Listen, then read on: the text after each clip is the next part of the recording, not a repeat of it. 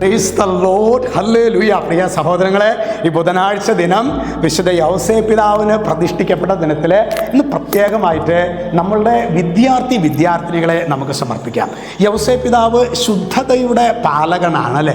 ശരീരത്തിൻ്റെ വിശുദ്ധിയെക്കുറിച്ചിട്ടുള്ള ബോധ്യം നഷ്ടപ്പെട്ട ഈ കാലഘട്ടത്തിൽ നമ്മുടെ കുഞ്ഞുങ്ങളെല്ലാം ഇത് കാണുന്ന ഓരോ മകളുടെയും ജീവിതത്തിൽ ശുദ്ധത എന്ന പുണ്യത്തിൽ ആഴപ്പെടാൻ വേണ്ട ദൈവകൃപയ്ക്ക് വേണ്ടി നമുക്ക് പ്രാർത്ഥിക്കാം. ഇന്ന് നാം ധ്യാനിക്കുന്നത് അത് സങ്കീർത്തന പുസ്തകം 34-ാമത്തെ അധ്യായം 8-ാമത്തെ തിരുവചനം.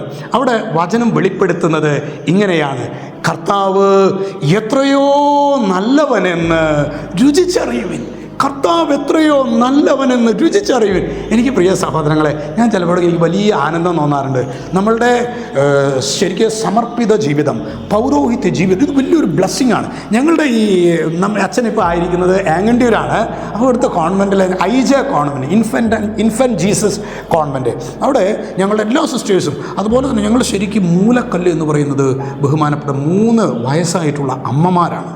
അതിൽ ബോൾവീനാമ്മ, വിനയാമ്മ, ഏഗനസമ്മ. ഇവരുടെ പ്രത്യേകത ദിവ്യകാരുണ്യ സന്നിധിയിൽ മണിക്കൂറുകൾ ഇരുന്ന് പ്രാർത്ഥിക്കും. മണിക്കൂറുകൾ വിദ്യാർത്ഥികൾക്ക് വേണ്ടി, തകർന്ന കുടുംബങ്ങൾക്ക് വേണ്ടി, ജോലിയില്ലാത്തവർക്ക് വേണ്ടി, മക്കൾക്ക് വേണ്ടി. എല്ലാ ദിവസവും തന്നെ കാലത്ത് കുർബാന ശുശ്രൂഷകളെല്ലാം കഴിഞ്ഞാൽ 10 മണിയോടുകൂടി പരിശുദ്ധ കുർബാന എഴുന്നള്ളിച്ച് വെച്ച് പ്രാർത്ഥിക്കുക. എന്നിട്ട് പലപ്പോഴും മദർ അധികാരം ഉപയോഗിച്ചിട്ട് പറയേണ്ടി വരും: അമ്മമാരെ മതി, ഇനി നിങ്ങൾ ഉച്ചയ്ക്ക് ഭക്ഷണം കഴിക്കുക, ചായ കുടിക്കുക. മണിക്കൂറുകൾ ദൈവസന്നിധിയിൽ. കത്തോലിക്ക സഭയുടെ ശക്തി കേന്ദ്രം എന്ന് പറയുന്നത് ഇങ്ങനെ പ്രാർത്ഥിക്കുന്ന അമ്മമാരാണ്. Praise the Lord, hallelujah. നമുക്കിന്ന് ഒന്ന് ആത്മശോധന ചെയ്യാം സഹോദരങ്ങളെ. നമ്മുടെ കുടുംബത്തിൽ നിന്നൊക്കെ ശരിക്കും പറഞ്ഞു കഴിഞ്ഞാൽ നമ്മൾ ചിലപ്പോൾ ഒരു മകൻ ഡോക്ടറാവണം, എഞ്ചിനീയർ ആവണം, അതൊക്കെ നല്ലതാണ്, വേണ്ടെന്നല്ല പറയുന്നത്. പക്ഷേ നമ്മുടെ കുടുംബത്തിൽ നിന്ന് കൃപയുള്ള പുരോഹിതരുണ്ടാകണം, കൃപയുള്ള സമർപ്പിതരുണ്ടാകണം. നിങ്ങളങ്ങനെ നിയോഗം വെച്ച് പ്രാർത്ഥിച്ചാൽ ദൈവം നമ്മുടെ നമ്മുടെ കുടുംബങ്ങളിൽ നിന്ന് പൗരോഹിത്യത്തെ ഉയർത്തും, സന്യാസത്തെ ഉയർത്തും. ഹല്ലേലൂയ. എന്നിട്ട് ഇങ്ങനെ വേണം. അതായത് സീറ്റ് കിട്ടാൻ വേണ്ടിയിട്ട്, ജോലി കിട്ടാൻ വേണ്ടിയിട്ടല്ല അവരുടെ അടുത്തേക്ക് പോകേണ്ടത്. നമ്മൾ ശരിക്കും ഒരു പ്രശ്നം വന്നു കഴിഞ്ഞാൽ നമുക്ക് നമ്മുടെ സിസ്റ്ററെ വിളിച്ചിട്ട് പ്രാർത്ഥിക്കാൻ പറയാം.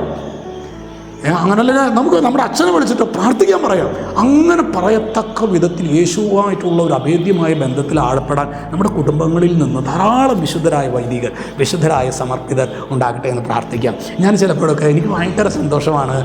എല്ലാ വൈദികരും സിസ്റ്റേഴ്സും ഒക്കെ ഈശോയുടെ സ്നേഹം അനുഭവിച്ചിട്ടുള്ളവരാണ്. അത് പ്രത്യേകിച്ച് പ്രായമുള്ള വൈദികരുടെ ജീവിതത്തിൽ, പ്രായമുള്ള സന്യാസിനികളുടെ ജീവിതത്തിൽ. ഞാനിപ്പോൾ പണ്ട് സിസ്റ്റേഴ്സിൻ്റെ അവർ ശക്തമായിട്ടൊരു ഗ്രൂപ്പ് അധ്വാനിക്കുമ്പോൾ, അവർ സ്കൂളിലായിരിക്കാം, ഹോസ്പിറ്റലിലായിരിക്കാം, മറ്റൊക്കെ അധ്വാനിക്കുമ്പോൾ മറ്റൊരു ഗ്രൂപ്പ് ശക്തമായിട്ട് ദിവ്യകാരുണ്യ സന്നിധിയിൽ ഇരുന്ന് പ്രാർത്ഥിക്കുകയാണ്. കർത്താവ് എത്രയോ നല്ലവനെന്ന് രുചിച്ചറിയുകയും. ഞാൻ ഈ അമ്മമാരിലൊക്കെ കണ്ടിട്ടുള്ളൊരു പ്രത്യേകത, അവർ കർത്താവിനെ രുചിച്ചറിഞ്ഞവരാണ്. Praise the Lord, hallelujah.